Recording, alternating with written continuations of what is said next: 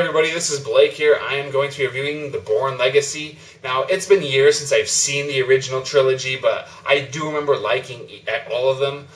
One thing that really stood out to me about them was each of them had a different strength. Like, I liked how the first film had that, Krav Maga hand-to-hand combat. That really stood out at the time because I don't think I've ever seen that style before. And they did a good job at choreographing it. And the second film was more about the action sequences, the car explosions and the chases. And I thought they did really good in that regard. I was always entertained by it. And the third film I thought had the strongest plot. At least I was more interested in the plot and the characters than before. So I like that. Each film you get a different kind of strength that the movie really shows off. Even though all of them cover their all the elements of being a good action thriller very well. But at the same time, I'd say they were pretty flawed. I didn't like a lot of the shaky camera work. I thought Julia Stiles' character in the third film was pretty boring. I didn't really like where they went with her, but otherwise I thought it was a solid trilogy. The Bourne Legacy, I wasn't really for it at first. I thought the idea, I could accept them replacing Paul Greengrass, but taking out Matt Damon, who is Jason Bourne, just really seemed odd and bizarre. And they tried the same thing with Tom Cruise and the Mission Impossible 4, but thankfully they changed their mind, and I just don't like that idea. It seems like, when the star who really helped make this franchise, when they're no longer quite as famous as they used to be, the studio just cuts them out to save a quick buck, and I just don't like those kind of tactics. But then my hope increased when I saw the trailer for this movie. I thought the trailers for this film looked great. It got me so much into looking forward to this. So I had high expectations, but then the reviews came out and they were sort of lukewarm. Not really bad, but not really that great either. So I evened out my expectations and figured, all right, I'm just going to take this movie as it is. If it's a good film, I'll enjoy it. If it's a bad film, I won't. I'm not going to expect it to go either way. And it was okay, but it's a step down from the first from the first three films. The plot is relatively simple. It's just Jeremy Renner plays Alex Cross, who is this almost elite soldier. We find out that he's taking this medication that keeps his brain sharp and his body in peak condition. It's sort of like a super soldier thing, but it's not quite as exaggerated. He's just slightly stronger and smarter than your average elite soldier.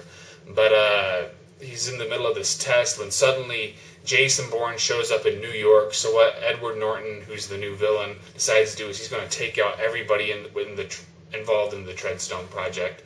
So all the subjects who had the same kind of testing and all this medication, they're all killed except Alex Cross, who escapes.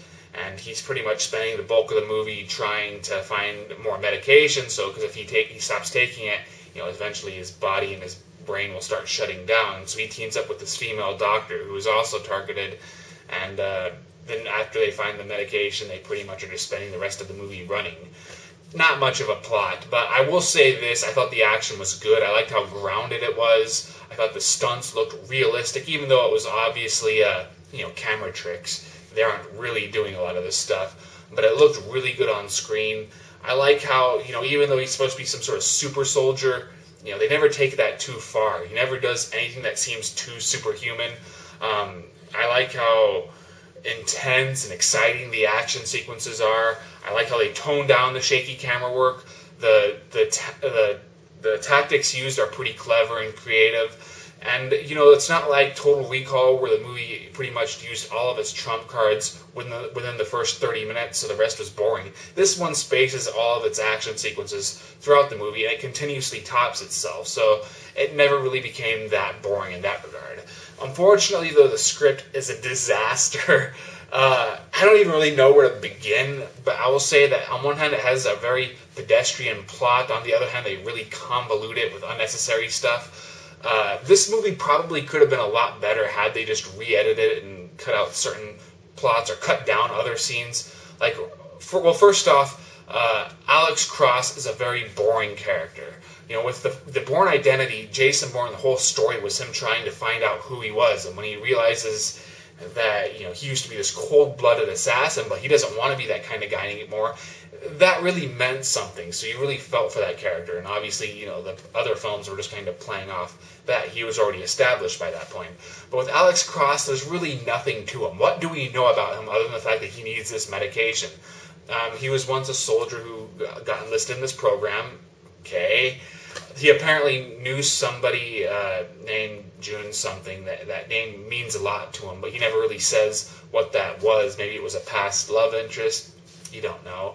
The movie toys with that idea, but it never goes far enough with it for it to really matter. And that's really it. He doesn't have much of a personality. And, I do like Jeremy Renner quite a bit, but he's not really playing a character. He's playing a prop who's only there to serve for the action sequences. So that was a shame. That was a total waste. And the other characters are pretty, typical stop characters. The main girl, who's played by Rachel Weisz, she's pretty annoying at first. She does some stupid ass shit. Like, at one point I could have sworn the villains were kind of offering her a way out if she just acknowledged that this hitman who killed all her coworkers was just madly in love with her, but she doesn't. She's like, no, it has to be, he had to take this medication. And I'm like, oh, you stupid bitch. So she was pretty annoying, and she was pretty useless at first, even though she gets better as the movie goes on. But Rachel Weisz does a great job portraying her. In a way, she almost redeems that character.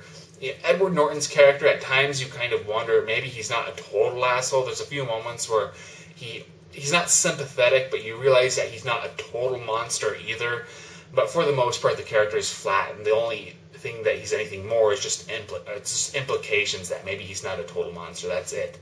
But Edward Norton is such a compelling actor. He can play these flat roles, and he'll be very interesting. The only time I've ever been bored by an Edward Norton performance is The Incredible Hulk.